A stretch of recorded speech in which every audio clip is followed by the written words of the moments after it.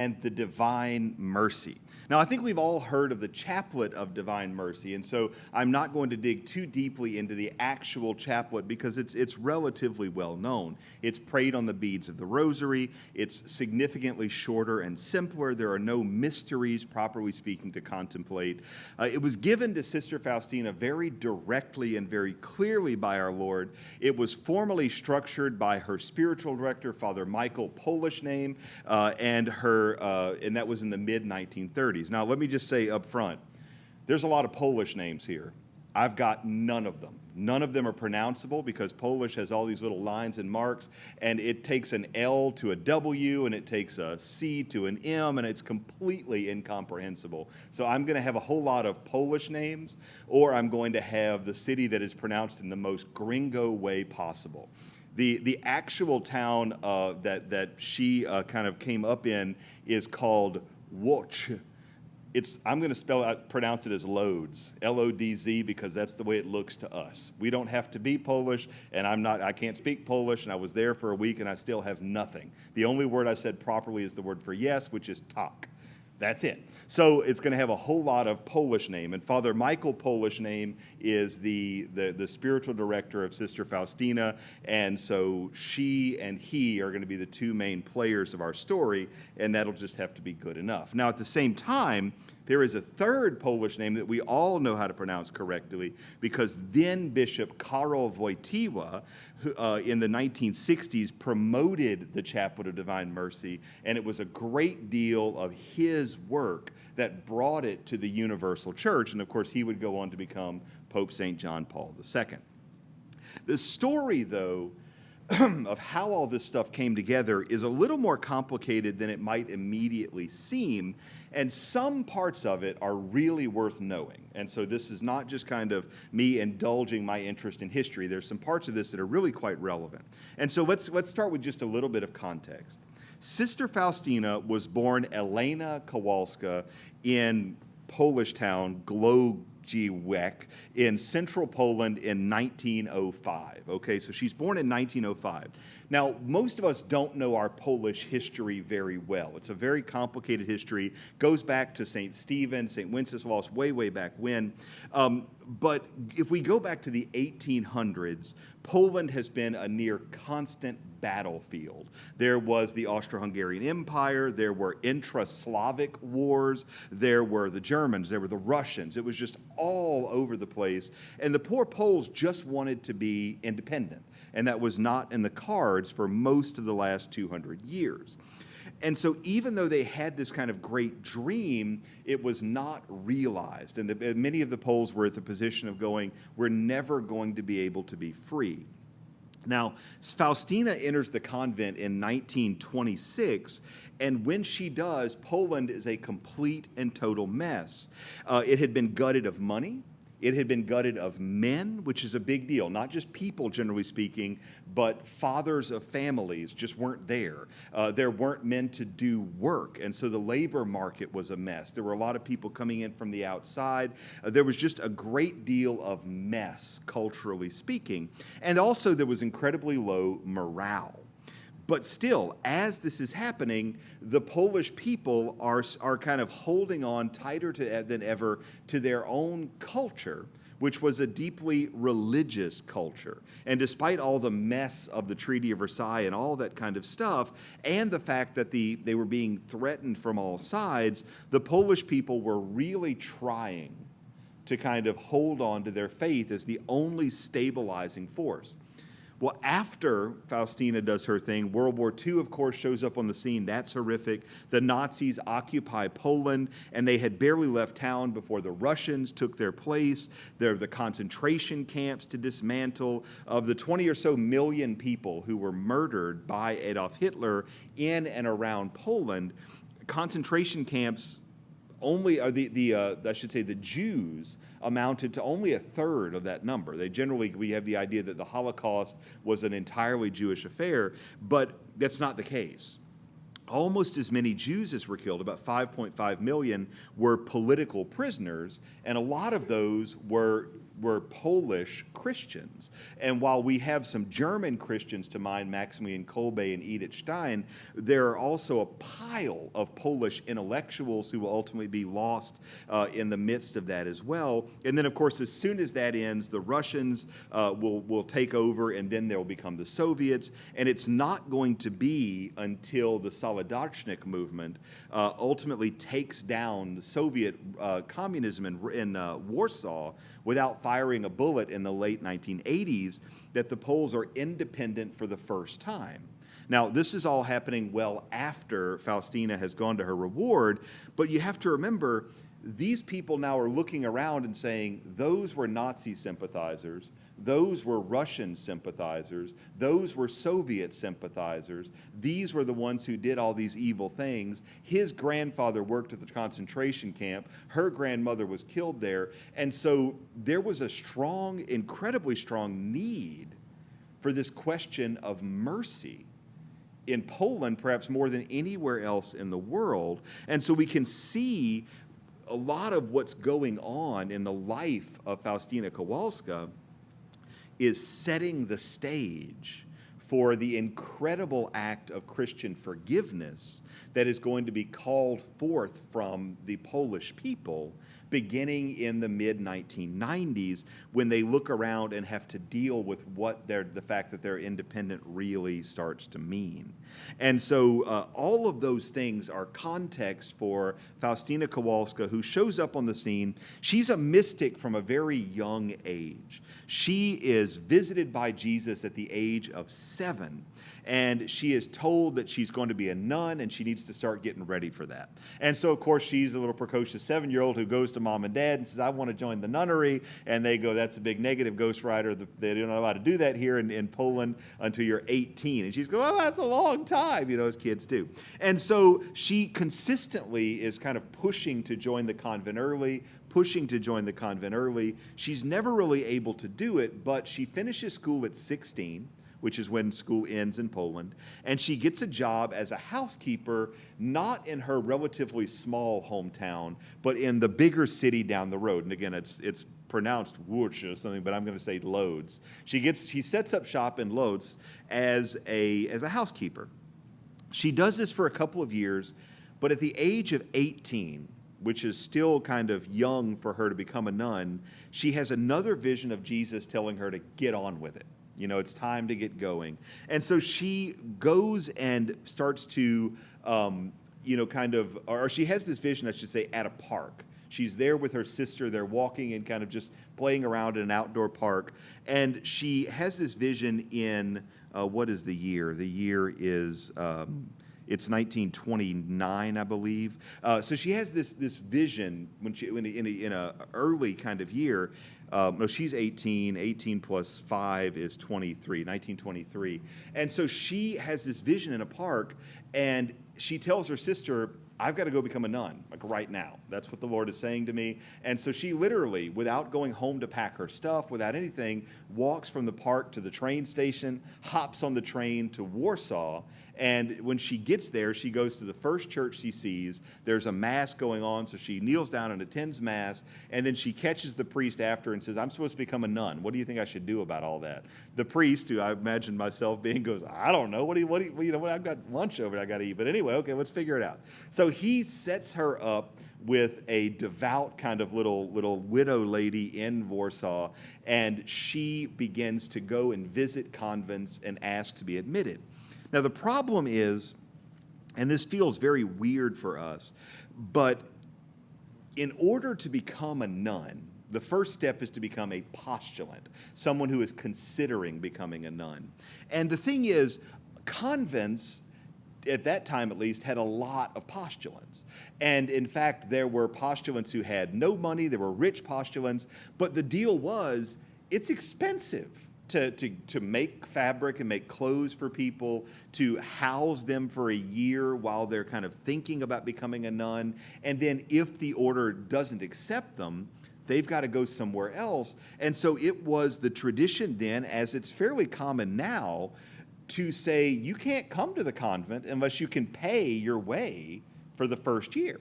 because you're just trying us on and we're trying you on, and this is not, a way to get a year of free food out of us. And so while that seems really harsh, the reality is only about 50-50, of women who enter convents become nuns, and it's the same thing with seminaries, and it's the same thing with monasteries. And so generally speaking, it costs a couple grand now. If you want to become a nun, you need to have some money, and you need to have your finances in relative state of stability, because the convent is going to expect some upfront cash. Seems harsh, but it's just the way it is. And it was that way as well in Poland. And so the reality was she didn't have any coin. She didn't have any cash. And so she had to get a job there in Warsaw, and it took her about 9 months to put the money together to have a convent agree to take her in. And she ended up going with the convent of the Sisters of Our Lady of Mercy. Now, that was one of the convents she met very first thing. She met them in the first couple days she was there, but they said, you can't come back until you have the money. So go figure out how to get the money, and then you can become a nun here. And so she finally got the money together about 9 months after getting to Warsaw, and she becomes Sister Faustina of the Most Blessed Sacrament. And so she's late 20. She's about to be 21 when this happens, and there we go.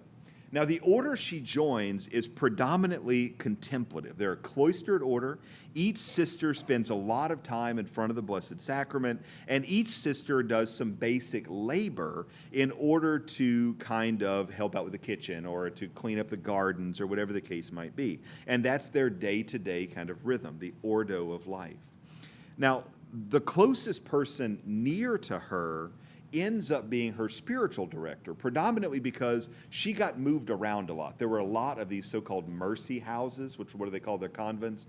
And so she moved to 5 or 6 of these in the course of just a couple of years.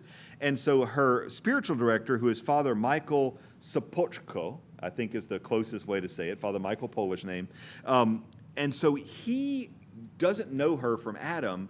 He's hearing confessions, and of course Fulton Sheen has the great quotation about hearing the confessions of nuns. It's like being stoned to death with cotton balls. All these little things. Oh, Father, the world is ending. I'm so terrible because I said my prayers without adequate attention, and you're going, I would kill to have the devotion that you have. So anyway, so she makes confession, and I'm sure in a line of 30 little nuns saying that they didn't pay adequate attention in chapel, this woman who comes in and says, I've been seeing Jesus appear to me since I was 7, and he recently appeared to me and said, I'm supposed to commission this piece of art, but I don't know how to paint, and I'm also supposed to commission this Chaplet of Divine Mercy thing to be said. He has got to think she's insane. And so he does. He calls up the local hospital and says, I need you to run by the convent and do a battery of tests on Sister Crazy Pants over there because she thinks she's seeing Jesus. And of course, he's much more reverent than that, but this is funnier to tell that way. And so the shrink drops by and does the evaluation, and it turns out she's sane as can be. And so he starts to go, maybe there's something to this. And so he has some meetings with her and kind of becomes a big supporter of hers. And it turns out that she had this vision about the painting several years earlier. It turns out that this Father Michael Polish name, is teaching at the local Polish name university. And so he knows this art master, this master art oil painter who teaches at the college. And so he says, hey, I need an oil painter who can make this happen. And so the oil painter is brought in and creates what we now know as the image of Divine Mercy. Now, if you've only ever seen the image of Divine Mercy that is very kind of evenly brown, and that has a very, very, very bright and sharp edge to both of the beams of light coming out of the heart of Jesus, that is a modern recreation. The initial one was very chiaroscuro. It's very dark and beautiful, and the image of Jesus is very bright, but all around it is quite dark, and then the beams coming out are in fact quite moving. It's an incredibly beautiful piece of art, but it's generally something that nowadays modern devotional representations of it are very, very cartoonish, whereas this one is very art master kind of thing. It's an incredibly beautiful piece. And if you've not seen the original, you can just you can go on Google and type in Divine Mercy Image Original, and it's very easy to find. And of course, in the image at the bottom, there's a bit of a scroll that says, Jesu ufam tobia, which is Jesus, I trust in you. And it's this incredibly simple but beautiful piece of art. And so this art master creates this, right, because of the Father Michael, a Polish name, getting involved. And the quotation that Sister Faustina wrote in her journal the night she received the image goes like this. It says, quote, Jesus orders you to paint an image according to the pattern you see with the signature, Jesus, I trust in you, Jesu ufam tobia. I desire that this image be venerated first in your chapel and then throughout the world. I promise that the soul that will venerate this image will not perish. And so we have this kind of remarkable thing where despite the fact she didn't paint, despite the fact that none of the sisters in the convent with her painted, she meets Father Michael. He thinks she's crazy. She proves she's not. He's able to put her in touch with an artist, and now things are moving right along. Now, we also get the usual pushback, right? Every story of the young nun meets Jesus. Jesus tells her to create some remarkable worldwide devotion, of which there are more than you might think. Those stories always have the same basic pattern. The sister receives this. She prays about it. She tells her spiritual director. Usually he thinks she's crazy. Then he gets on board. Mother Superior finds out. Mother Superior thinks she's crazy. Then give it a little while. Mother Superior gets on board. Then the bishop finds out. Bishop thinks she's crazy. Then the bishop ultimately gets on board. It always works the same way. And it worked the same way here. It took about 2 or 3 years for things to kind of come together, but then after it comes together, it starts to move really quite quickly. And so Father Michael writes up a pamphlet with a printed image of the Divine Mercy on the front, and he explains how to say the Chaplet of Divine Mercy. And then after that gets done, it is ultimately given the special permission or the imprimatur of the local bishop, or technically of the bishop's Nikolobstot, but you don't need to know that. If you ever look this up, you'll find some random Polish name followed by the letter C and then a much longer Polish name that explains this is the imprimatur. And so don't worry about the details of it. But Father Michael puts this pamphlet together, everybody approves it, and suddenly it becomes this big deal. And all the people in the local community now of central Poland and around Krakow in southern Poland are just itching to say the Chaplet of Divine Mercy. The novena comes along a little bit later. And again, Father Michael is going to help when Faustina says, this Jesus wants this, and he says, okay, I'll make it happen. Now, by this time, okay, this is all happening in the early 1930s, 1930, 31. But by this time, a young boy living in the area had become utterly enamored by the devotion and by the image. And he was born in 1920, and his contact with the image and the chaplet was extensive, but he never, to my knowledge, had a chance to meet the nun herself. And of course, I'm talking about Charlie, or Karol Wojtyła, who would go on to become the Bishop of Krakow in 1958 and would remain there until 1978 as the Archbishop, when he ultimately changed his name to Pope John Paul II and had to move from the delightful and beautiful village-like, wonderful city of Krakow to Rome, which got great food, but otherwise, I don't know why you'd want to do that. But at any rate, Faustina is going to die very young. She's going to die at the age of 33, and she's going to die in 1938, which means that she had only had about 6 or 7 years to kind of put all these things in place before she dies from tuberculosis, of all things, very much like Saint Therese of Lisieux dies at the age of 24 from tuberculosis. So John Paul II becomes the cheerleader of the Chaplet of Divine Mercy.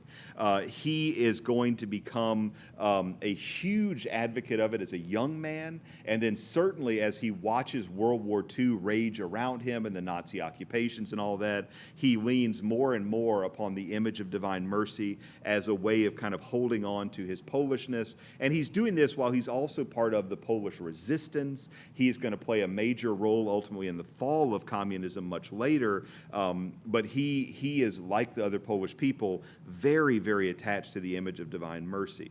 Now, around the same time that John Paul is really coming of age, there is an approval by a bishop and ultimately of a pope, by the Pope, of an order, a religious order that does nothing but the devotion to the divine mercy as it was taught by Sister Faustina. And then in 1965, a couple of years later, John Paul II is going to open the cause for the canonization of Sister Faustina. And so that's the basic outline. She's a little girl with a very strong mystical kind of sense. She's not able to join the convent for several years. When she is able to join, she kind of leaves suddenly and unexpectedly. She has to get some money together. She joins the convent, and then she has a relatively straightforward process of, these are the three things the Lord wants. He wants the image, he wants the chaplet, he wants the novena, and then she finds a spiritual director who promptly helps her with that. There is some little bit of friction, but ultimately all the things come together, and it all works together very, very nicely. And of course, the person who canonized her as a saint is the same person who opened her cause in 1965, Pope St. John Paul II. And of course, he dies in the year 2005 on the eve, on the vigil of the Feast of Divine Mercy, which he had established, again, at Sister Faustina's urging, because in the diary she says the Lord wants Low Sunday, the Sunday after Easter, to be the Sunday of Divine Mercy, and he was able to put that in place in the year 2000, 5 years before his own death. Now, just to make sure we're clear, it's not been smooth sailing all the way through, though. There was limited pushback on the devotion in lots of places here and there continues to be some limited pushback from good and faithful Catholics in various places, almost exclusively not because of the devotion itself, but because ultimately most of the problems people have arise from the attempts in the last 75 years or so to redefine what mercy means. Mercy is relief from punishment deserved. That's what mercy is. I deserve punishment. I did the crime. I committed the sin. I deserve to be punished. But mercy is a compassionate, loving pardon from the truthful justice that I deserve. It's not mercy if I don't go to jail because I didn't kill somebody. It's not mercy if it turns out the law has changed and now what I did is considered acceptable. It's not even mercy if it turns out that the cop has just kind of set the alarm on his speedometer to 9 over the limit and I'm blasting by at 7 over the limit. That's not mercy. That's just the law being changed or not enforced. Mercy is when I did the thing, I deserve the punishment, but as an act of love, someone says they're not going to punish me as I deserve. And so divine mercy, as the prayers imply, is requested in atonement for our sins and the sins of the whole world. And so it is not about saying something isn't a sin. It's not about protecting someone's feelings. Mercy can only exist to be extended to the person who is sorry for their sins and who deserves punishment. The problem arises in that lots of people nowadays, including Pope Francis, claim that saying X or Y is a sin is somehow unmerciful. People saying that, this and that and the other, it's not merciful to say this is a sin, or to say if you're remarried, you can't, if you're remarried invalidly, you can't receive Holy Communion. There's nothing unmerciful about that. It may be uncharitable, it may be unkind, it may not be meek, it may be pastorally ineffective. But in fact, it may not be helpful at all to hurt someone's feelings or challenge them in this moment or that. That's fine to say, but those things are not about mercy. And so more and more clergy, as more and more clergy and theological writing are misappropriating the word mercy. and attaching to it all kinds of other things that have nothing to do with it, there is a growing concern about the potential for misunderstanding what mercy is. And of course, this was a problem we saw in the 60s, where people were talking about justice all the time, having no idea what actual social justice was, till we reached the point that we said, oh gosh, every time we talk about injustice, that's social justice, and that's simply wrong. And what ended up happening is we lost the entire Catholic tradition of social justice because the word had been deteriorated by people who thought they were doing something helpful. And that's the problem we have nowadays. The word mercy has become synonymous with being nice, and that's not helpful. And so there is some concern about overhyping divine mercy when ultimately you have people high up in the church who are misunderstanding, deliberately or not, what mercy is. And I've heard plenty of sermons personally on divine mercy, which end up saying God just wants us to be nice to each other. And that's all he's really looking for. And so that's a problem. It's a significant problem. If we talk about God's divine mercy as a way of saying we're not allowed to talk about the gospel, we have big problems. So there are some folks who say it is not the right time to preach the gospel of mercy because it's being so misappropriated that we need to kind of give it some air and stop talking about mercy in this way and use different language, different verbiage to teach that same theological idea. Divine mercy, as it was given to Faustina, has nothing to do with any of that. Divine mercy, as it was given to Faustina, assumes the proper understanding of mercy, and it's good stuff. It's incredibly good stuff. If you want to read the diary of divine mercy, it's wonderful. Now, the only kind of note that I would add at this point is it's all in Polish. You translate Polish into English, it doesn't make it any easier, it just makes it English. And so Polish is a very, very difficult language to get. The way that the words and sentences are phrased is challenging. And the way most Polish literature is written is you have an idea, and the way it works is you have somebody who says something about it like here, and then something totally different here, and then something totally different here, and you kind of swirl around to get toward the center of an idea, and it's very, very hard to follow the train of thought that Faustina has in the Diary of Divine Mercy. It's doable. I read it when I was 15. It's not like it's beyond the scope of reading. It's just difficult because Polish and the entire Polish way of thinking is very different. It's a little bit German and a little bit Russian, and you know both those are great, easy languages to read and understand.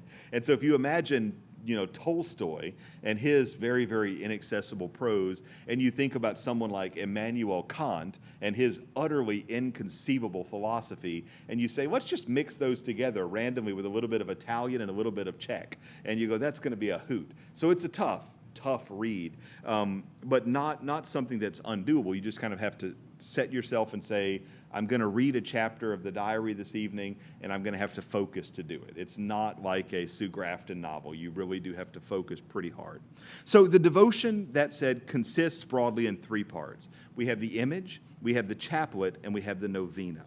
Now, understood rightly, they are powerful and effective tools for growing in holiness. Personally, you'll notice I don't talk about the novena much. I don't personally like the novena. I'm not a saint, so you don't need to listen to my advice or opinion on that in any way, shape, or form. The only reason I don't like it is because I grew up, spiritually speaking, the monastery I went to treated the Triduum of Easter as a big, big, big deal. And so in my spiritual life, the Triduum is a big deal, and anything that reduces Good Friday or Holy Saturday to day 1 or day 2 of something just kind of gives me the willies. That is not spiritual advice for you. You pray whatever it is the Lord wants you to pray, but I just don't preach about the novena much because I don't like that. It just doesn't set right with me. But again, I'm not a saint. That's a personal hang-up. You do you, and let the Holy Spirit lead and guide you. The chaplet itself, though, I think is beautiful, and the image is wonderful. In my previous parish, I was able to install a gorgeous 3.5, 4 foot tall image of the original painting that is still there today, and it's just beautiful. Just beautiful. If there's any interest, we can certainly install one here. They're not all that expensive. We just don't have a lot of space in our sanctuary to put more stuff. But if there's interest, just let me know. So that is the Chaplet of Divine Mercy, at least a very simple overview of the kind of context working around it and what the story is with the devotion to Divine Mercy. If you have any questions or comments, you're welcome to send them in to me via the usual channels. I've been Father Ryan Humphries. This has been the CU Catecast, and I hope you have a great afternoon.